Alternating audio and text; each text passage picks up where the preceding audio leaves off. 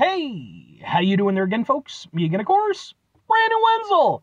Come back at you, another offering off my sampler platter. Yes, indeed, folks, sampler V series videos I've been doing for a little while now. I go over there, try out food and drink items. I eat stuff, I drink stuff, then, folks, I'm gonna talk about stuff.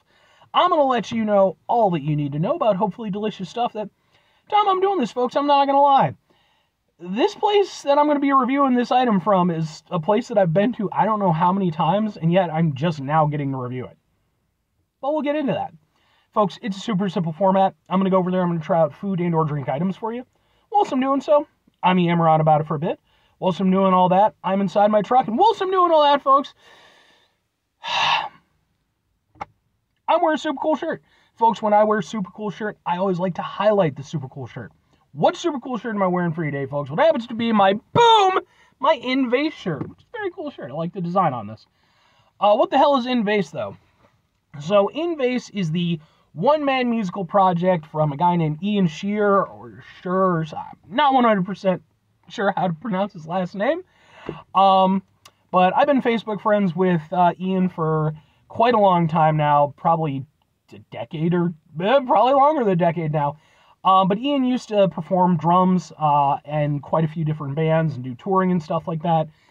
These days, he no longer tours, but he still creates music under his project Invase. And, you know, through that, you know, seeing his Facebook stuff and everything, I became a fan. You know, I started following it. Really enjoy his stuff. Very cool. He actually has his own YouTube channel that has basically all of his stuff, all the things that he's worked on there.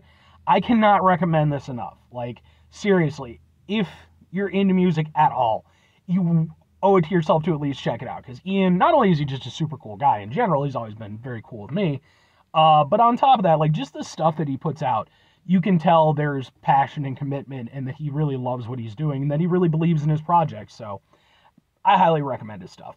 If you need any help getting into it, I'll go over there and I'll point you in the right direction. In fact, I'll go over there and I'll put a link in the description of this video to his channel. But anyway, what am I trying for your day, folks? What are we doing here? Why is it from a place that I've never reviewed before? Well, there's actually a reason for that, but folks, I'm reviewing Boom, but that's just a container. We open up the container, and it's Boom!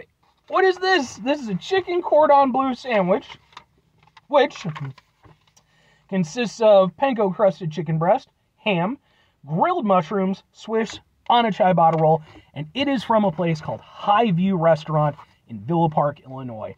And I have been coming to this place for over a decade, even longer than I've known Ian on Facebook.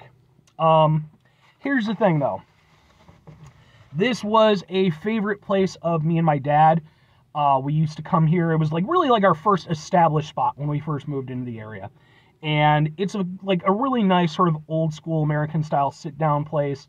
You know, you get a soup with your order, soup or salad, you know, and things like that. You know, it's a nice spot. When my dad passed away several years ago now, it was very difficult for me to kind of be in that place. So what I've done now is once a year on the anniversary of his birthday, I go over there and I go there and I order something. But that's kind of the only time that I go there because, again, it's just, you know, it hurts a little bit. Even though really nice people, really nice service, and really good food. But I figured I wanted to do a review, you know? So, and I do love some chicken Cordon Bleu. Put it in a sandwich form. That sounds like a winning combination to me. So, let's get a thing for the thing. And yeah, that does mean that today is actually the anniversary of my dad's passing, or my dad's birthday, so it looks like that. What can I do a thing? Ha ha ha ha ha! Let's go ahead. Let's give it a go. I mean, it looks, so.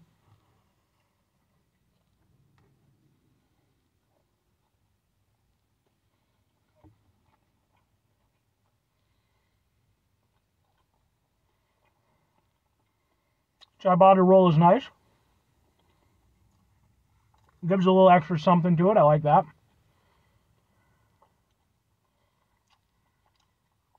Chicken, very tender. Got a nice flavor to it. I will say, this is just personal preference, I would like the crispier outside. Because it's definitely cooked properly, but nice to get like a proper crust on that, so you get a nice, like, you know, kind of crunch when you bite into it. But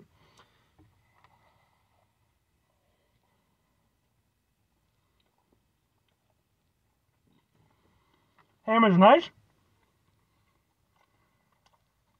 Gives it kind of, you know, just an extra meatiness to it, you know, extra element, a little bit saltier than the chicken. That's a nice aspect, obviously. You know, chicken cordon bleu. Mushrooms are definitely doing it for me. Like, I'm a big mushroom guy, so that's working on a really nice way. And, well, I'm not the biggest Swiss cheese guy. If you melt it, and if you go over there, especially if you melt it and put it with mushrooms, I'm a big fan of that combination. So that's working for me.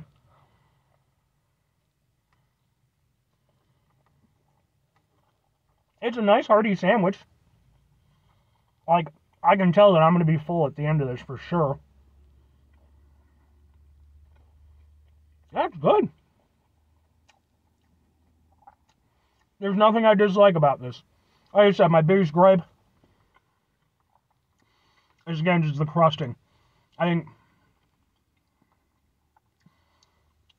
crispier crust, maybe seasoned a little bit more, just because the chicken is the one aspect of this, even though you're still getting a decent flavor from it, you know, it should still be ultimately the centerpiece that everything else is built upon.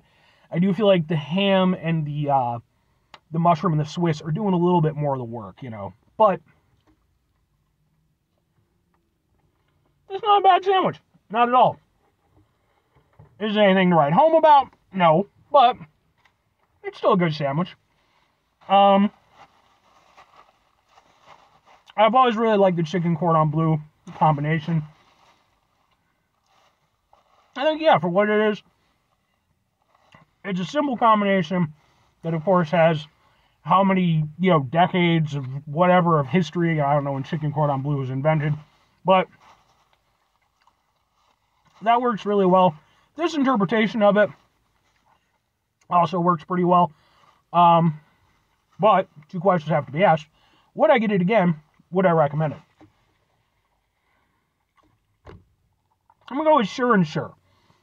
Like, not going to be hugely overwhelming recommendations, in that, for me personally, I do like it. It's a nice enough sandwich, but I've definitely had better versions of the same sandwich. No doubt about it, because like I said, I do like chicken cordon bleu, so it's usually something that if I see it on a menu, I'm gonna, you know, tag in on it. This one isn't a bad version of it at all. Everything's there, everything is tasty, but again, you know, I think the chicken could have been seasoned a little bit better. Again, nice crispier crust would have been, you know, something a little bit preferred. But chicken was tender, still flavorful. Yeah, it's not a bad version of it or anything like that, but it wouldn't be a go-to item for me if I was going to Highview. I do have other items that, that I do consider to be go-to items, you know, things that I've been getting for, you know, in some cases years. This isn't a bad item to have on their menu, though, and that's kind of where, you know, if I'm recommending it, comes into play. It's one of those things where, again, there's better versions out there, but this still works really well. It's still a tasty sandwich, and at the end of the day, like, again, it's going to do the job of filling me up, and I'm going to be happy while I'm doing it. So, while I'm not going to go over there and say it's like a destination thing, or, you know, it's like a highlight item on their menu, it is something where, if you like a chicken cordon bleu, it's going to fill that hole for you. It's going to work well enough. It's just probably not going to be the very best version you've ever had of it, if that makes any sense. The one thing I will say, though, and this isn't a knock against Highview, this is just the world we live in these days. Prices, man, they have gone up over the years. And again, that's not just Highview. That's pretty much every place. But it is one of those things, you know, because I've been going there so long, you know, I do remember, you know, when the prices were probably around half of what they are now. Because it's like, okay. But, again, that's not Highview's fault. That's just every place you go to, so. But, ultimately, this is a nice meal. I enjoyed it. I like Highview. I wish that circumstances for me emotionally weren't what they are, so that I could bring myself to kind of go back there on a more regular basis, because I do like their food and I really like their staff. The girl who tended to me was super nice, just like, she was awesome, and all the staff were, so. But anyway, 5 things before I get out of here. Have yourself a great rest of your day, spectacular rest of your week, monumental rest of your month, stupendous rest of your year. Folks, go over there and have yourselves a truly chicken cordon bleu-tastic rest of your life, because, I don't know, maybe it was invented in 1764, and it's been around for that long, and now it's just this thing. It's clearly been around for a really long time, so.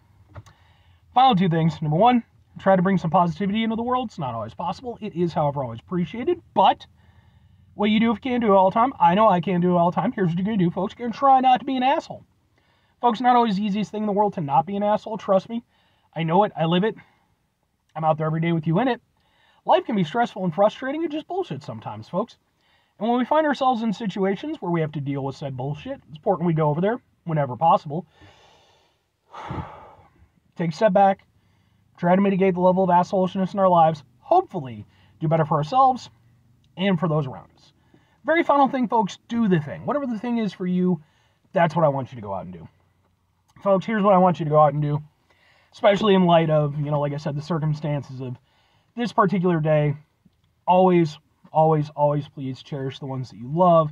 Make sure they know that you love them, how you feel about them.